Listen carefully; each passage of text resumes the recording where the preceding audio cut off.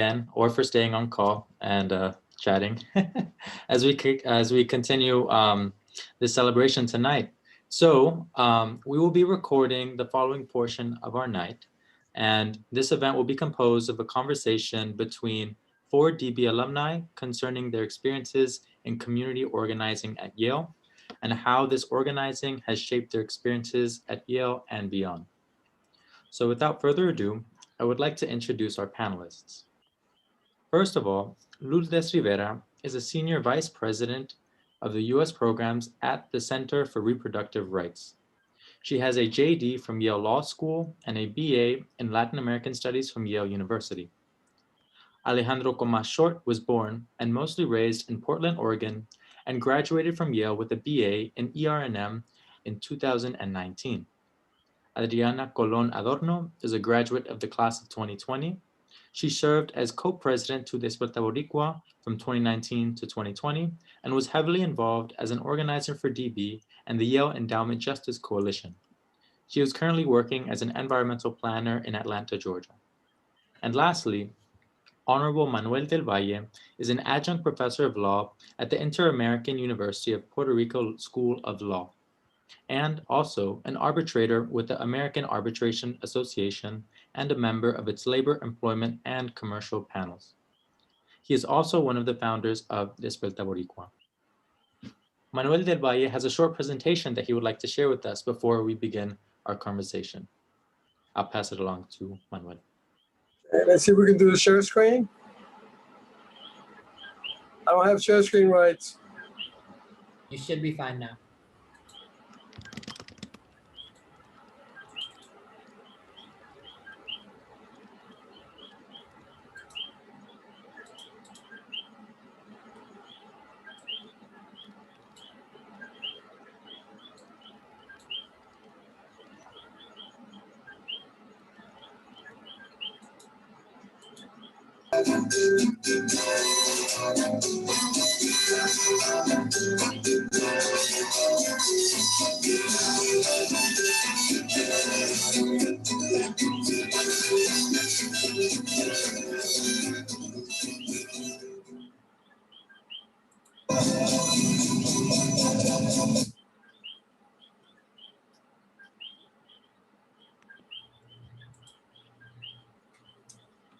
Despierta Boricua.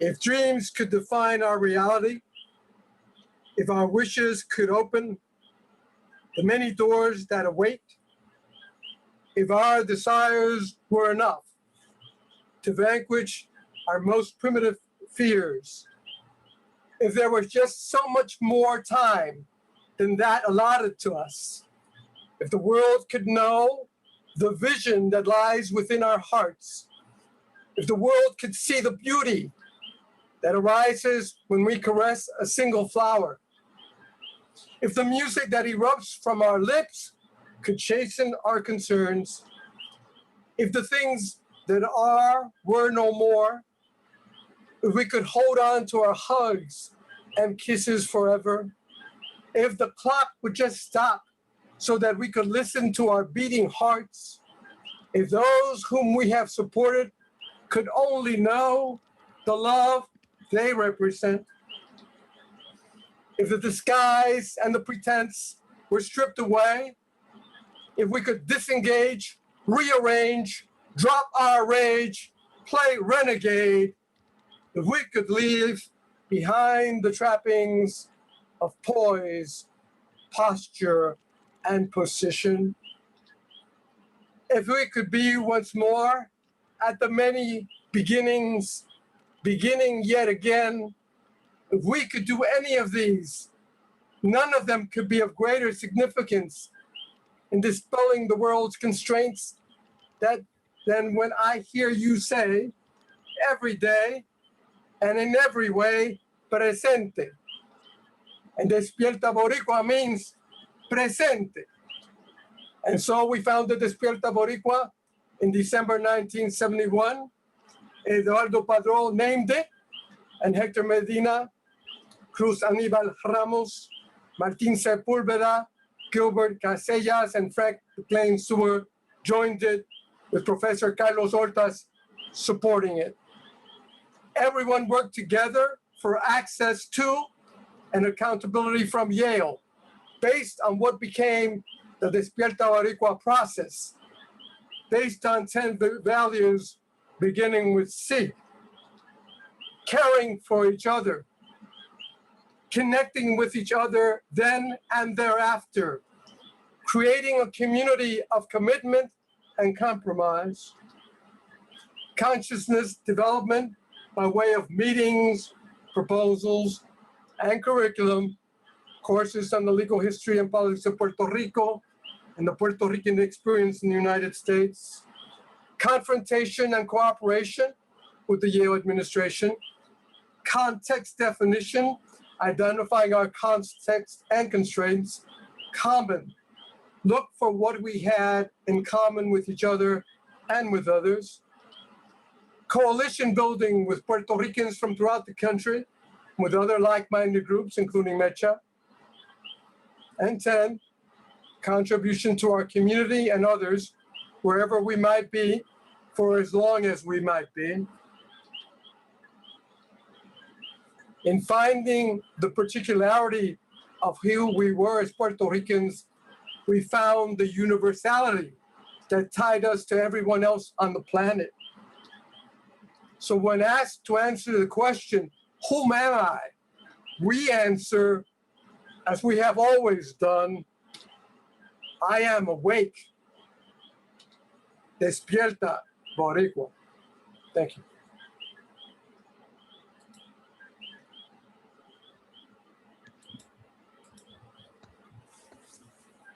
Okay, thank you, Manuel, for sharing that amazing presentation. So now I think that was a great way to open this conversation. And I would like just for our panelists, if you could each all just orient us. And so I'd like to begin off with a question. What was your experience with community organizing like at Yale? Well, I'm happy to start us off. And I just want to say, just be very thankful and grateful to be invited to speak at the 50th anniversary. And I just want to acknowledge that, many of my contemporaries could be speaking. And so I feel a great weight to represent. And I hopefully I will do us all proud. So, and I see many of my contemporaries on the chat, so it's really great to be here. And by way of introduction, I just, you can see my bio, but I think one of the most important things for me to say in terms of my introduction is, one, I'm from Bed-Stuy. I'm New Yorkina from Bed-Stuy, Brooklyn. Also an aspirante when I was in high school. And my parents were, working class. My father drove taxi and then worked at the post office. And my mother, when she first got to New York, worked at a factory in Chinatown. Then a laundromat, and she worked her way through school, and she and I graduated from college the same year together.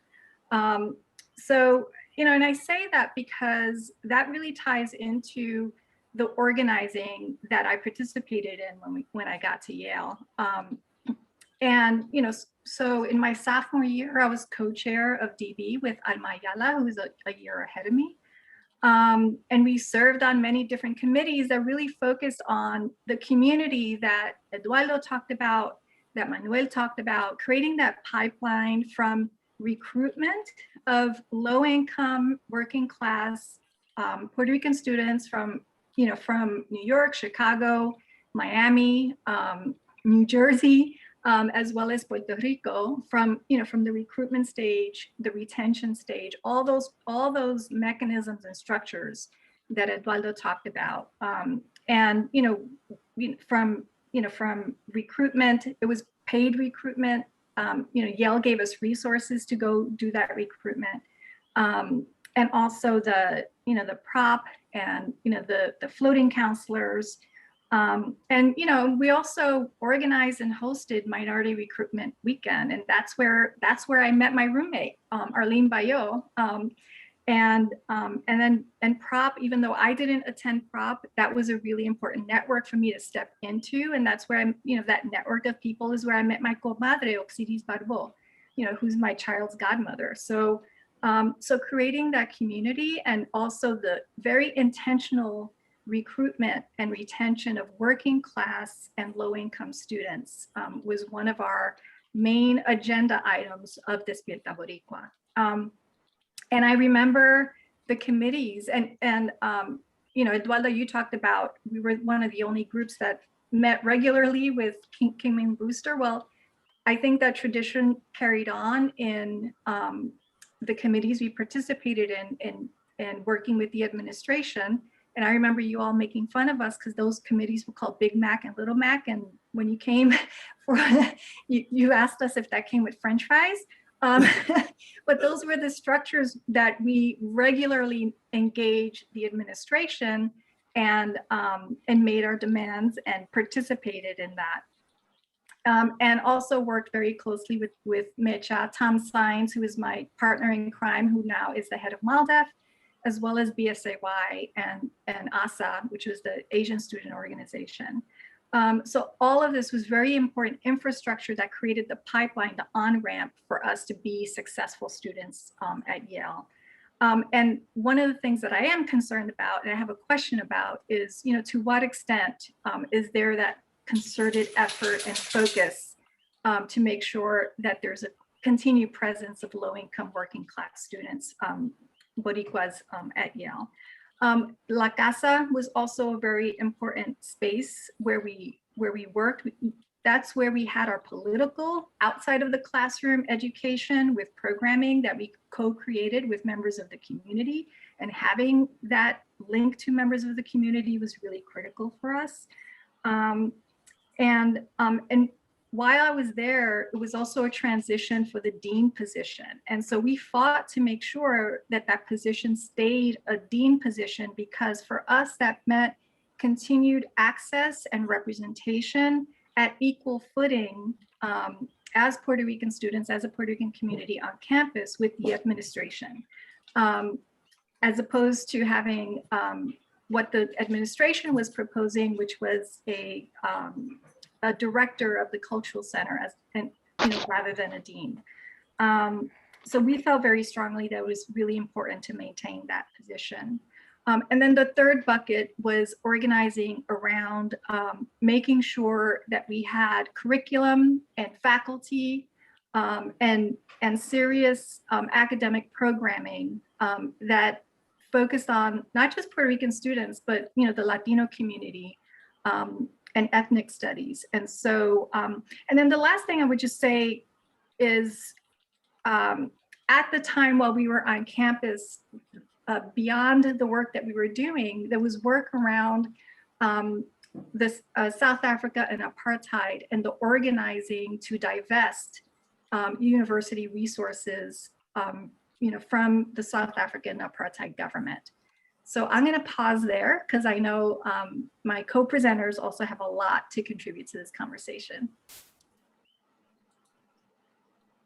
Yeah, so I can go next. My name is Adriana. I'm currently living in Atlanta, but my family is from San Lorenzo in Puerto Rico.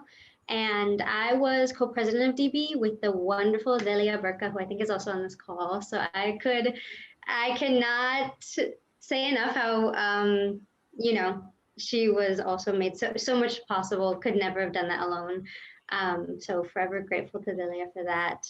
And also just so happy to see everyone. I think just seeing so many people that I've never met, but seeing so many generations of DB is just like filling me with joy. It's so amazing to see everyone here. It's so cool. And it's just, I can't say enough how amazing it is to see everyone.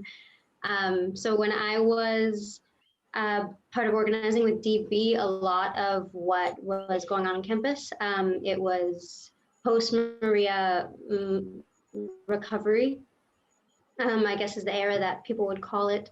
And a lot of the conversations that we had on campus was about how you cannot separate Puerto Rico's recovery economically and socially. You can't separate it from conversations of race and environmental justice and class justice and all those difficult things that I think can be really tricky to get into, especially at a place like Yale, where it's maybe not the way that things are oriented, especially in a city where Yale is in New Haven. So those conversations are so important also. So we had a lot of discussions around that, especially through the Yale Endowment Justice Puerto Rico. I'm sorry, I'm reading the comment from San Lorenzo. The Yale Endowment Justice Coalition, specifically calling on Yale to divest from its the portion of the Puerto Rican public debt crisis that it owns through bondholders, for economic justice of Puerto Rico after Maria, and for the environmental justice component of hurricanes getting stronger every year because of climate change, because of people profiting from fossil fuels, an island that does not have control of its own power grid because of a lack of democracy. So just those multi-level discussions of colonialism and environmental and racial and economic justice in Puerto Rico. So that's what a lot of the organizing was, I guess, outwardly on Yale's campus, and those bringing Puerto Rican issues to light. And then more internally was, I think, as always, food on campus. Food events are so important, and I can't stress enough how that, helped keep me sane on 4 years at Yale with Yale dining hall food, and just that connection with resilience and awareness and culture. So for example, we also had a bomba event on campus talking about the importance of African influence in the African descending Puerto Ricans and everything that they have contributed to Puerto Rico. So we had a bomba event where we learned how to dance, and it was just amazing. And we brought in musicians from around the New England area. And food and culture and music, I think, were also, the other side of things that we organized while I was a part of DB, because it's as equally important to support internally DB members and Puerto Rican students on campus, as well as raising awareness on campus for everyone else at Yale. Yay. I'll just follow up and finish with this question, and then I think we've got some more great stuff coming up. But I wanted to echo what everybody else has said, that I feel really lucky to be here and to have been asked to speak, because in my mind, I think that there are so many people who are my contemporaries or followed up after me, or people who, founded and built the organization into what it's become, who have a lot to say about all of these issues. So I just wanted to start off by saying how grateful I am to see everybody here. Obviously, I'm disappointed, like everyone else, that I couldn't be in person in some kind of way, which is, I think, when we originally started having conversations about this, when I was involved in DB, it was a big in-person celebration, and it was going to be a great time for everyone. Unfortunately, that can't be the case right now, but hopefully we can make up for it in the next couple of years, because I know that the party for that would be amazing. In terms of answering the question and what specifically I was involved in with activism and organizing, so I feel really, really lucky as well that I feel like I'm from a very activist background intergenerationally. If anybody is from the west coast of PR and knows who the Comases are, they know that we're loud and we're very active in many different kinds of ways, but that there's a very strong political component to that. And so I definitely grew up in an environment where I was going to protests and being involved in community events and organizations and everything since I was a little kid, so for the entirety of my life. And so when I got to Yale, I was surprised because I didn't think I was going to get in, which is maybe an experience that other people could also identify with. But it was coming all the way across the country, because it's the side of my bio.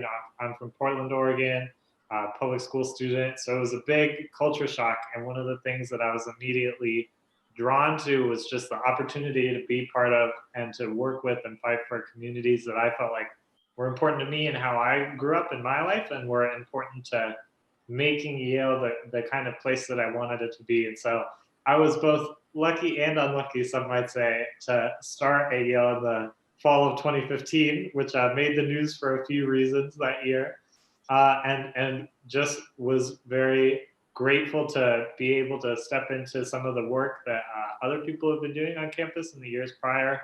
around some of the issues that the 2015 protests brought up.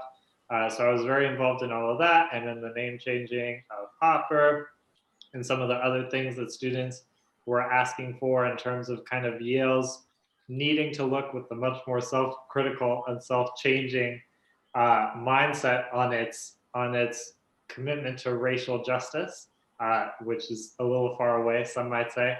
But I was really happy, partly as a result of being involved in a great program like Ethnicity, Race, and Migration. I know Ana Ramos-Ayas, who used to be the co-chair of ERNM, is here right now. She's an amazing scholar and person who really helped and taught us a lot about what we needed to do to work towards the goals that we were trying to accomplish. But from being involved in 2015 and the work that the centers were doing, the work that Dean Galvez and other people were doing on all of the issues that students brought up at that time, kind of flowed directly into what I felt like could be my contribution to DB, which at the point that I was there, I'm not super sure on the history of what had come before, but it felt like at that time, DB had become more of a social group than it was a community involved organization, because it had kind of come back from the brink of being close to not really existing in the way that we would want it to anymore. So it felt kind of like an opportunity where we were starting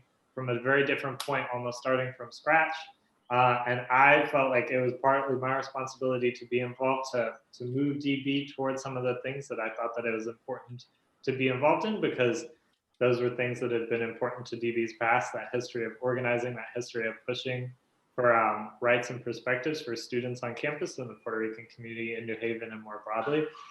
So I started as president, and then a couple months later, Maria hit, and then obviously became a huge part of our entire experience as Puerto Rican people. You know, it's kind of a before after Maria event, really. And so we, as DB, you know, kind of quickly organized to see what interventions we wanted to make, how we could help make a difference to people in PR at a time when we were all stressed. I know I didn't sleep for a week. I couldn't get in touch with my family and my abuelos.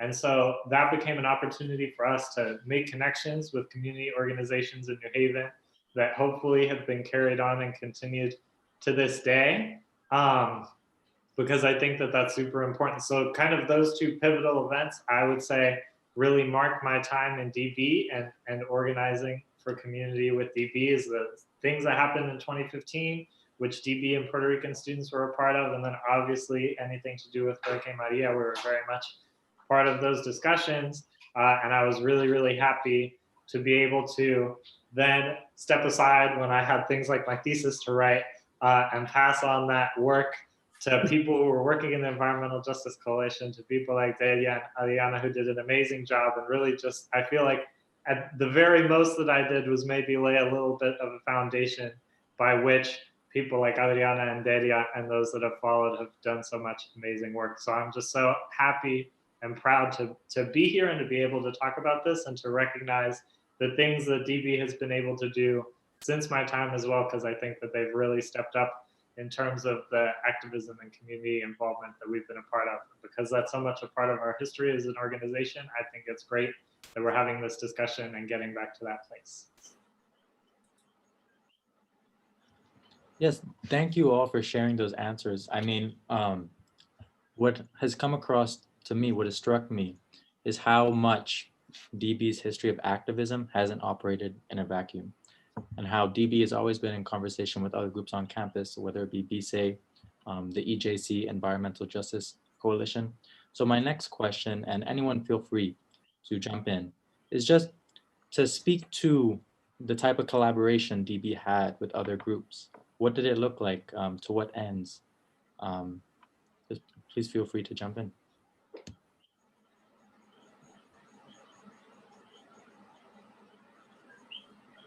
Well, I think, you know, in the chat, Marilena Fernandez is on the call. You know, when we were on campus together, she was co-chair with Tom Sines of Mecha, and she said, we organized and we were powerful. And I think that's absolutely true. We were powerful, we organized, you know, around, you know, all of these buckets of areas that were part of our agenda. You know, the admissions, we knew every single Latino student who was going to step foot on campus before they got there, because we also helped them get there. right? I don't know if that's the case anymore, but it was like this whole, you know, pipeline.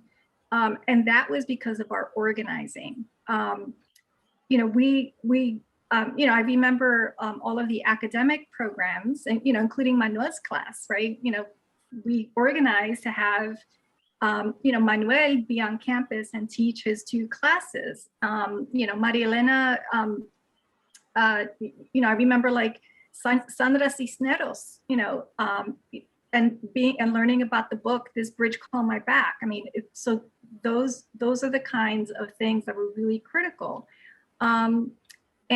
And also just the work at the New Haven community too, right? That was a really important piece. You know, Oxiris Barbeau and we started a program with Wilbercross High School, where we brought high school students onto campus into La Casa, right? So, you know, so that they can understand that this was their campus too.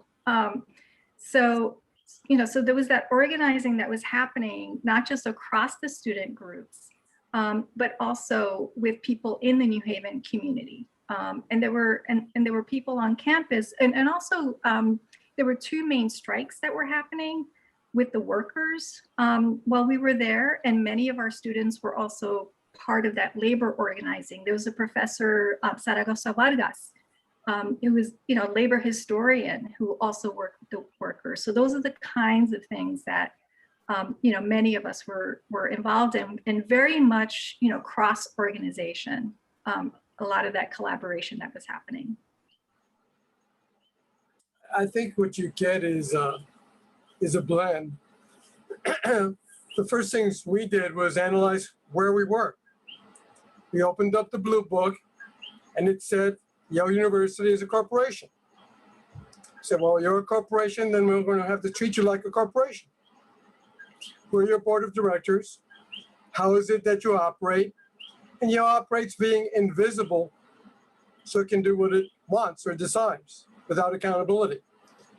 And we said, we're going to make you visible. And Brewster said, we don't want to meet with Puerto Ricans. And we said, okay, then we'll go to Yale's club in New York, pick it in front of it. We'll go where we are 1 million and we're not 5. We learned quickly that you go to your community. So we went to the New Haven community. And we had to eat Puerto Rican food. We had to find someplace. We met students there. We met community leaders. And we said, Yale, you're not invisible. We're going to make you very visible. You say you're a university, that you constitute the universe. Oh, you Puerto Ricans are not here, and you can't find us? Well, if you can't find us, we can. So Lourdes did the recruitment. Others did subsequently recruitment.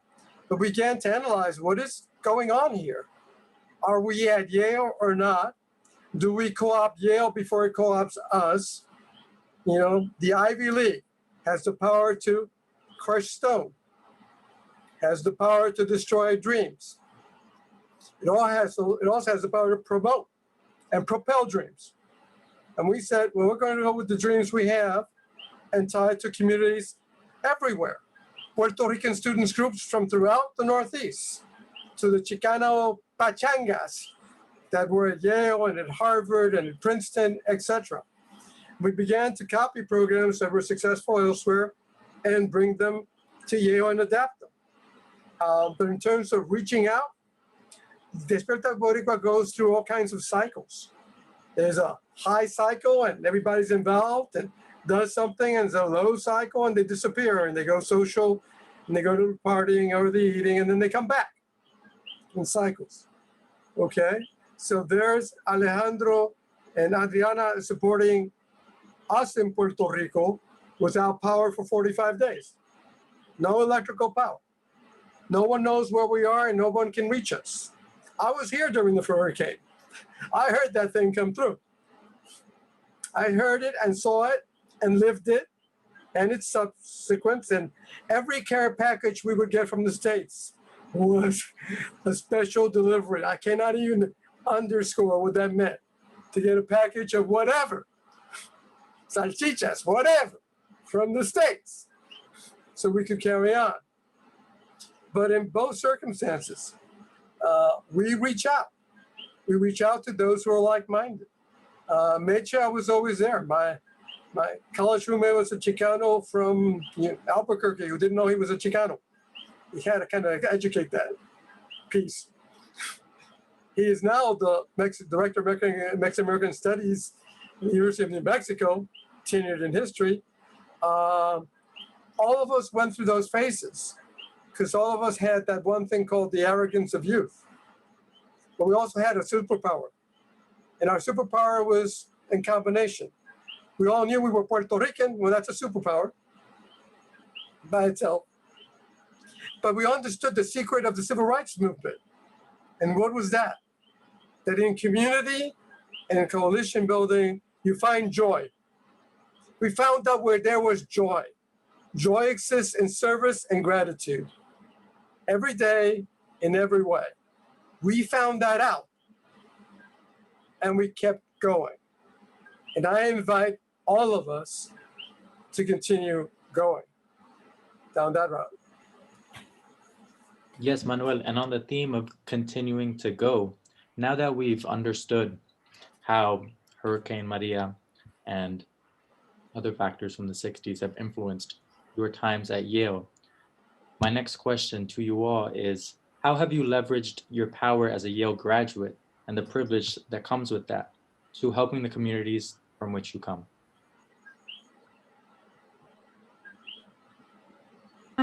Well, for me, coming from Bed-Stuy, and when I got to campus, the white students really wanted to know what my SAT score was. Right? Never mind that I graduated ninth in my class from, out of, at Brooklyn Tech High School, out of 1,500 students, right? So it was, so that was a really important, because I had never encountered that before, because I grew up in a very, working class and diverse community. And then my high school was very diverse, including diverse working class white people, right? So they, they weren't like that, right? So, so coming to Yale was quite an education. It was simultaneously shocking. And because of the community that we had, it sustained me, to be successful and come out whole on the other side. But it was also a transformative experience, right? And so in many ways, and I remember one of the experiences that I had very early on was at La Casa, when there was a screening of this documentary called La Operación, which is about sterilization abuse in Puerto Rico. That was the first time that I understood something that I was observing in my own community, right? Which was the context of why so many women in my community were sterilized, and 1/3 of my mom's generation was sterilized. So there was that, and I came in pre-med. I was supposed to go to medical school. Besides the fact that I couldn't get over the sight of blood, that's a whole other story. I had, it was these really formative experiences, including taking my newest classes. So I ended up going to law school instead, and then understanding that, the sterilization abuse was a much bigger national story for Black women, for Chicanas, for Native American women, for women with disabilities, and young, poor white women.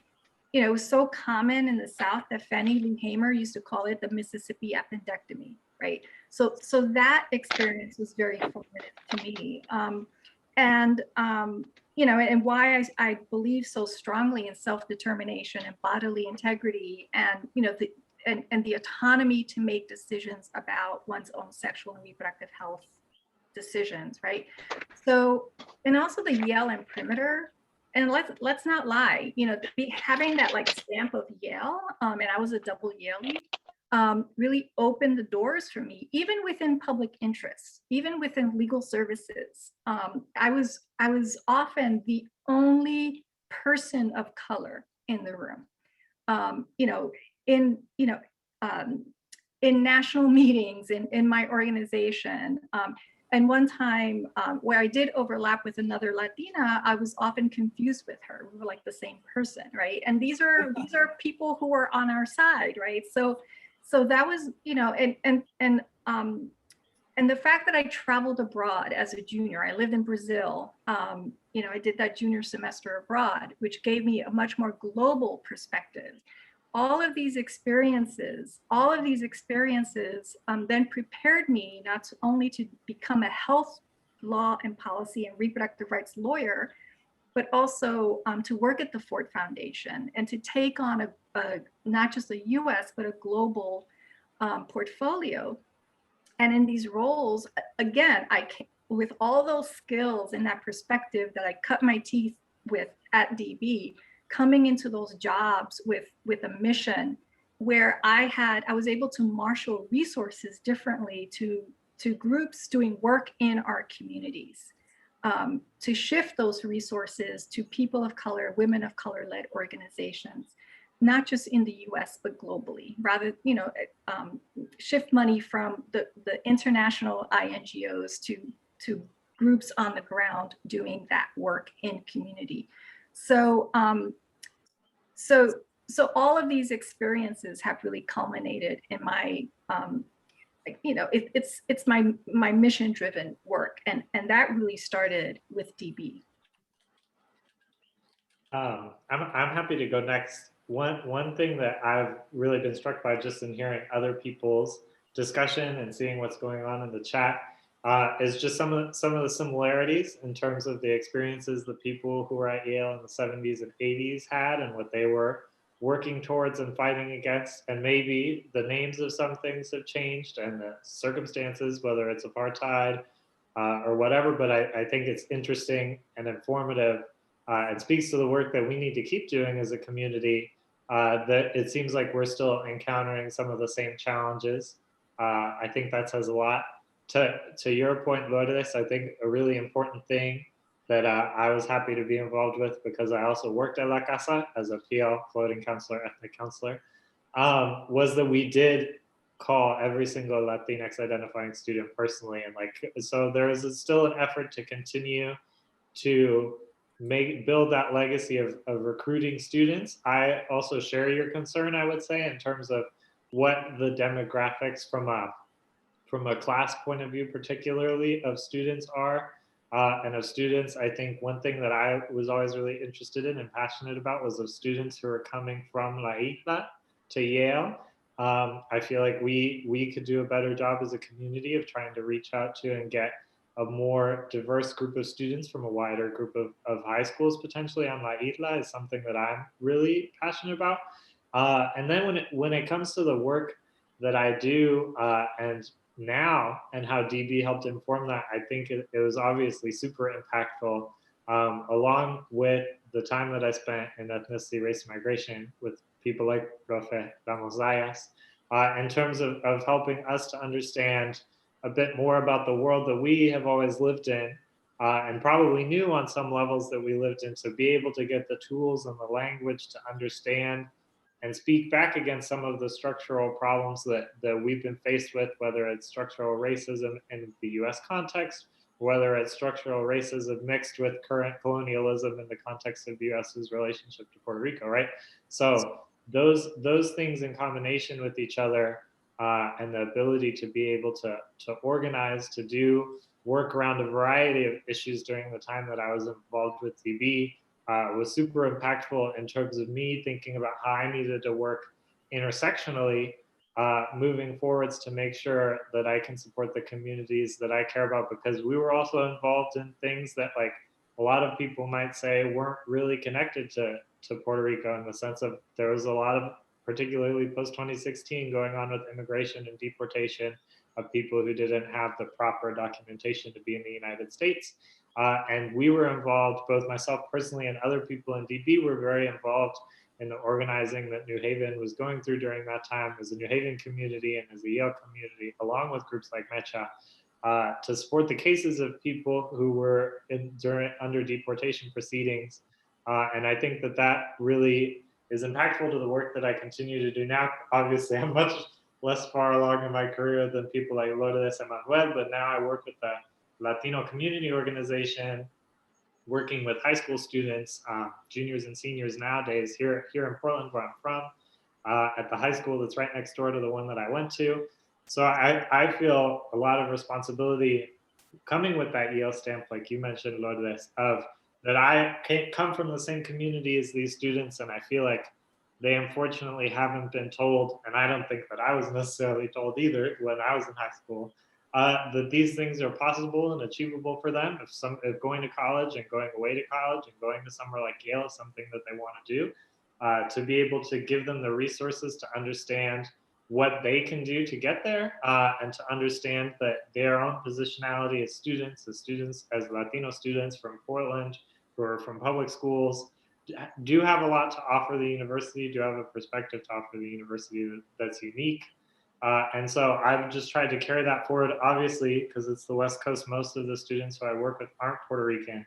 But I feel like the time that I spent in New Haven and at Yale in terms of organizing and everything really taught me the importance of being able to work with and support the struggles of different communities, and to be able to understand the commonalities and to build the collective power of saying, this thing that's happening to your community as the undocumented community isn't right.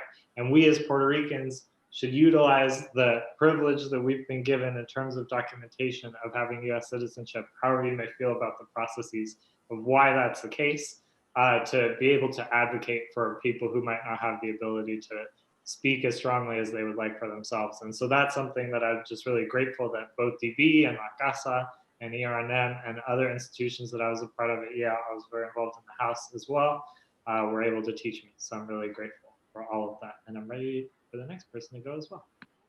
Yeah, so I think DB, I think it helped me in so many ways, like be everything that I was at Yale. I love in the like intro that Manuel gave, that confrontation was one of the core pillars of DB, because I mean, now I think anyone who knows me would say I'm a very confrontational person, but and my roommate is laughing and nodding, but I had to relearn that in a space like Yale. And DB provided so much of that for me. It helped me be comfortable just like speaking to elite, rich, white people in a space that I had never been in before. And that's really scary when you're like 17, starting college.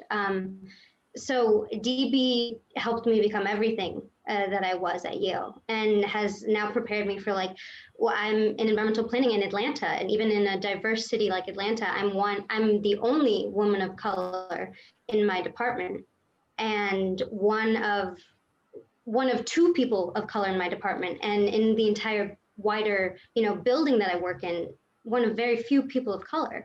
So DB also just prepared me for that, to be comfortable in who I am and in the spaces that I'm operating in. And it also drawing inspiration from how DB was founded with protests, and from like the Riqui Renuncia protest that happened in Puerto Rico when I was fortunate enough to be there actually at that time. And just generations of Puerto Ricans have just inspired everything that I know now about community organizing and protest and nonviolent direct action. And it blows my mind the more I learn about it, and has just always inspired me. And I just think it's the most beautiful thing. And it allows for creativity and aspirations in communities and empowerment and demanding more and wanting better for yourself and your family and your neighbors. So much of that comes from DB, and I will forever be grateful for that, because it's, I think, changed a lot of my outlook on life, on how I live my life. And I was laughing when, someone mentioned, I can't remember who, but someone just mentioned, yes, it was Manuel also, that service is what makes you happy. You find joy in service and organizing and empowerment in the form of confrontation. Often when you're a marginalized community, it comes as confrontation. And that's a lot of what I did through the Yale Endowment Justice Coalition, was a lot of very, to a lot of people, a lot of very irritating, annoying public demonstrations to not let people ignore what's going on. We interrupted the Harvard Yale game and pissed a lot of people off. stopped the game, and that got on national news. It was on ESPN. It was on news all over the country, the protests, and there were banners that we had, you know, with Puerto Rican flags on them on national news, because of that organizing. So that I just, you know, all of that to DB, because so much of that inspiration is from how Puerto Ricans have been organizing for years. And I guess I'll just end on like a little note. I remember there was the famous class from Yale that got a bunch of news coverage, like How to Be Happy, the psychology of being happy. And I probably wasn't going to take it, but I was interested. So I like sat in for the first class. And then it got to this one slide, and she's like, the professor, who's a wonderful professor, and it's a great class, but it just like was not for me, was like, people that serve others, people that do community service are happier. And I just like closed my notebook, and I was like, I'm not taking this class, because I've grown up knowing that. I was raised knowing that as a Puerto Rican, that you find joy through service and through helping your community. And I still think that's just like one of my funniest experiences at Yale, because I've never left a class quicker than that. But it's just, yeah, I think I owe so much to DB, because it's taught me how to be comfortable operating in elite spaces, but also how to advocate for myself and others, and how to, you know, demand better for your community. And not compromise on that, and not feel like you, not feel like you're asking for favors, but you're asking for what your community deserves. And that's a hard thing to learn at a place like Yale, but a really important thing. So I'm glad that I got that experience with DB. It was an honor to serve DB. It's an honor to be here now and, you know, be a part of these conversations. So I think that's a large part of how DB has inspired me, and how I took that inspiration and put it into practice. Puerto Rican women have a burden and have been the leaders in Puerto Rican civil rights around the country. In 1901, Isabela Gonzalez tries to emigrate from what now is a territory of the United States to New York, and is held in New York to be deported to Puerto Rico as a foreign country. And she goes all the way to the U.S. Supreme Court and says, and finds, can't do that. That's wrong. Violates the Constitution. 1901, Puerto Rican woman. Mendez versus Westminster, long before Brown versus Board of Education. Mexican parents. The father was Mexican, the mother was Puerto Rican. Felicita Reyes. Fighting for what? Desegregation of the schools in California, in their town, in San Ana. And she wins. And that becomes the basis to desegregate California. Mexican Puerto Rican children who use lawyers who have to stipulate to a lie. They were darker than dark, but they were stipulated to be white, so the case could go forward. The lies that have to be made so that we can progress. Lawyers know that. I had the opportunity to live out my dream. I was going to work for the Puerto Rican Legal Defense and Education Fund, and Lourdes, you and I went to Brooklyn Tech. Long history there. And I did. And my thesis chapter on the Puerto Rican child in New York City became the basis in part of the complaint filed against the New York City Board of Education for depriving Puerto Rican children of equal educational opportunity and bilingual education. And that became the Aspira consent decree. But I worked on it as a student, and I learned that back in New Haven. I got to New Haven when I was 17, when I was at the Yale Transitional Year Program. It is there that I began to write poetry, and now have some 14 volumes on Kindle.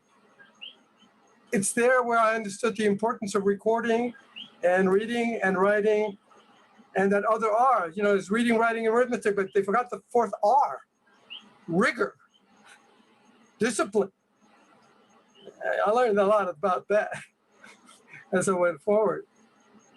You know, I became the first Puerto Rican named Chief Administrative Law Judge of the New York State Division of Human Rights, and was able to do something about the rights of a whole bunch of people, especially women, especially pregnancy discrimination in the state of New York. So yeah, the Yale names helps, but it doesn't keep away the oppression.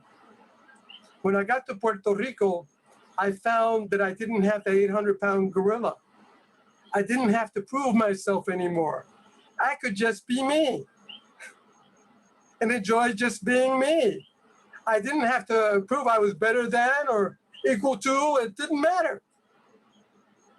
In Puerto Rico, I found the one thing that was missing in so many places. We ended up very isolated as professionals because we're the only ones, right?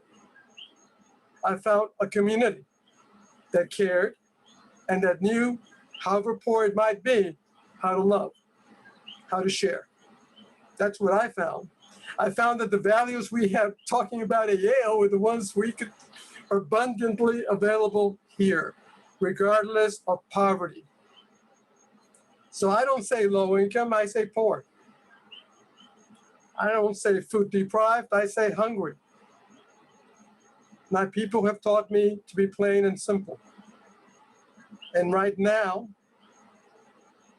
I am teaching at a law school where I can teach what I want in the way I want to a new generation of students. And so I join all of you in the legacy of the gatekeeper. We opened the doors, but then others tried to shut them again.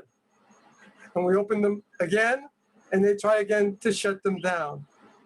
Whether it's in Atlanta, and we all know what's going on there on voting, okay, or anywhere else.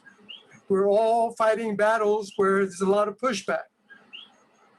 And the one thing you learned at Yale is you don't get into Yale if you don't know what pushback is. Despierta Boricua pushes back. Each of you has pushed back, and the world is better for everything that you have done. And I couldn't be prouder of this generation or the many before and after who have committed themselves to the other, not just themselves, to the other. And finding ourselves that we're essentially the same. I started to teach Puerto Rican history at Yale. I ended up teaching international human rights to the World Trade Institute, Fordham Law School, etc. We opened the door because we had the vision. And the vision we had is kind of simple. That every woman and every man on this planet is entitled to be free. And they don't have to pay for that. Thank you, Manuel. And now that the door, the gate is open, and also, as you said, in the language of simple and plain, I'm curious to hear from you all a call to action to the current generation. If in the final 5 minutes that remain for this panel, if you could each just share a call to action.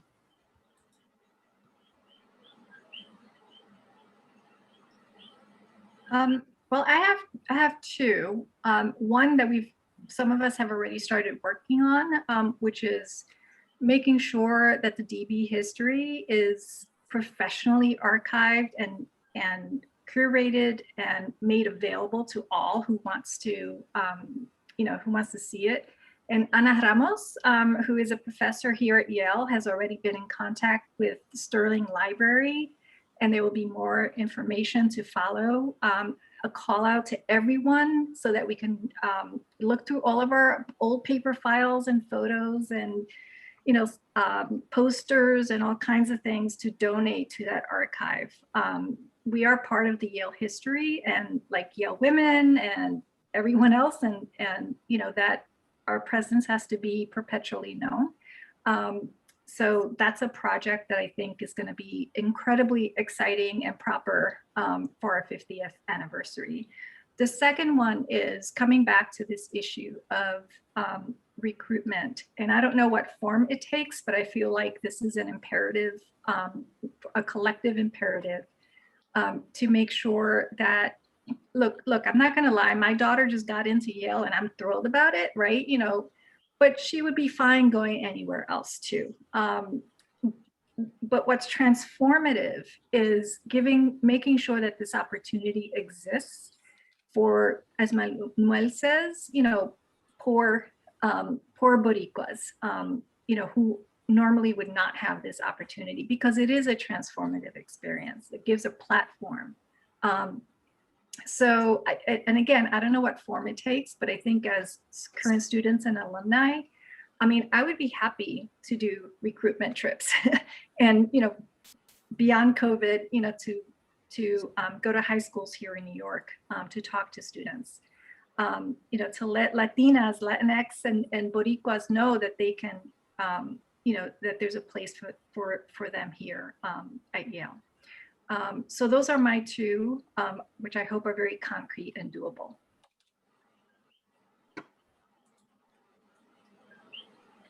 I can go next. So one thing, I feel like I was so focused on that, on making sure I said the right thing, that I forgot to shout out at the beginning. I was co-president both years. For the first year with Kiana Marie Hernandez, who is a Boricua from New Haven, who offered to me endlessly valuable perspectives from a New Haven perspective on what New Haven's relationship to Yale is like, what hers was. That was super helpful to how I saw the institution. And then with Emma Pred-Sosa, when I was a senior, also did a wonderful job, was involved at DB all 4 years. So sorry that I didn't shout y'all out at the beginning, but wanted to make sure that I get that in now. One thing that I am really proud of about being Puerto Rican is that because of who we are, we've existed in a history of struggle, a history of organizing, and a history of community action, whether that's within Puerto Ricans in the United States, whether that's people on the island from when the Spanish were here, the Grito de Lares, everything in between, people in Vieques organizing for environmental justice and the removal of the military from the island. Like, our entire experience as a community has been fighting back against different kinds of oppression and structural violence that have been wreaked against us.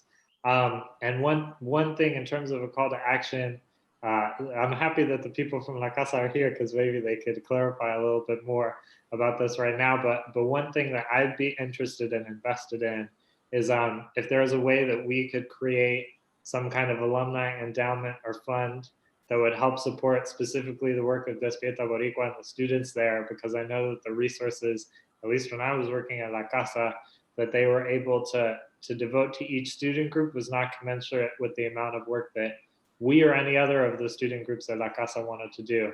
So if there's a way that we as an alumni community could use some of our power, use some of our funding to help support the community work and organizations that students in DB are doing right now, I would be happy to have discussions about and be ready to help support that effort so that DB can be able to work across a variety of programs that they might want to, whether that's working with the New Haven community, whether that's having the money to have community events of Yale students and New Haven community, etc. I think that would be amazing. So. Yeah, a similar thing came to mind for me, just whatever we as alumni can do to make the work of current students as easy as possible, because especially in a place like Yale, so much like very literal labor, but also emotional labor, educational labor falls on students. You know, if students want want a class on Puerto Rico, they would have to go out and do it all themselves. And it's like, they don't get paid for that. They're teenagers. Why should that fall on them at a place like Yale? That's one of the richest institutions in the world. And you know, I can't even begin to thank the current DB board for all the work in putting this together.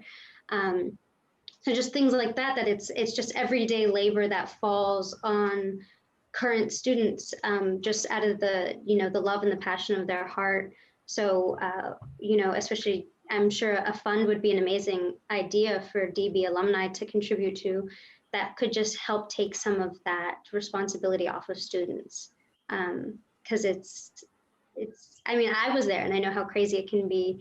And you only have 4 years there and you're still so young when you're there. So it'd be great as alumni to use all of our, experience. And I mean, some of us, you have more money than a college student, regardless of what your job is, to contribute to current DB members, and in just whatever form that would be. So I would think that'd be a really lasting way for the alumni to be more involved and just to kind of stay more connected. Yale grads, Puerto Rican grads are overcommitted and under-resourced. Yale has $31.11 billion of endowment. Take $1 million out, give it to Puerto Ricans, and cut this nonsense. Don't put it on the backs of the young alumni who are not there yet or who have selected careers. They don't have the $20 million to give as a gift. They did. That'd be a different story. So you need to go back to basics. It's recruitment, it's admissions, it's curriculum. The one thing that this Despierta Boricua board has done, if Yale will not provide an education to them commensurate with their needs regarding Puerto Ricans and Puerto Rico, etc., they will go to us, the alumni, and get themselves educated. So I've conducted Zoom tutorials. Okay, and anybody else can do that. If we are not at Yale physically, we don't have to be at Yale physically. We are at Yale metaphysically, and that's what Zoom is, Zombieland. And certainly it's an area we can command. There is nothing, no problem that doesn't have a solution. It's a question of will and time. If we have the little time, and Adriana can give a little 1-hour course on how to organize a demonstration at a football game, or Alejandro can give an hour or half an hour on how to do it, then we don't need the resources of intellectual property because we are that intellectual property. That is our legacy, that we are a difference, we are value added, and it is in that sense, all of us can make a contribution of the only precious thing we have in our lives. It's not money, it's time. For some of us, our time will be up shortly. I am saddened by all the young alumni we have lost. Can't tell you the amount of tears I've shed. Cannot tell you. We in Despierta Boricua know how to cry. If you don't believe it, you haven't really been in Despierta Boricua. We know how to cry, alone or with each other, but our tears are simply additional badges of courage to the lives we've led and will lead, of sacrifice and commitment. Have no problem in you making $1 million or $1 billion. I don't care. Just don't forget those who you left behind. You know, stretch out your hand. So if I don't have the money, maybe I have the time. And if I have the time, I know that's all I need to organize. For at the end of the day, that's what it's all about. We don't know what to do, we'll organize. We need resources, we'll organize. You know, we have to put our few dollars together, we'll organize.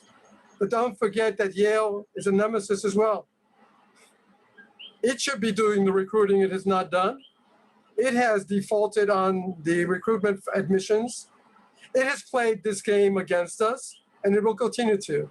It has made Latinos bureaucrats, filling out forms and getting permission slips, and telling Alejandro you can only get $287 for a semester's worth of activity, which is blatantly wrong to begin with.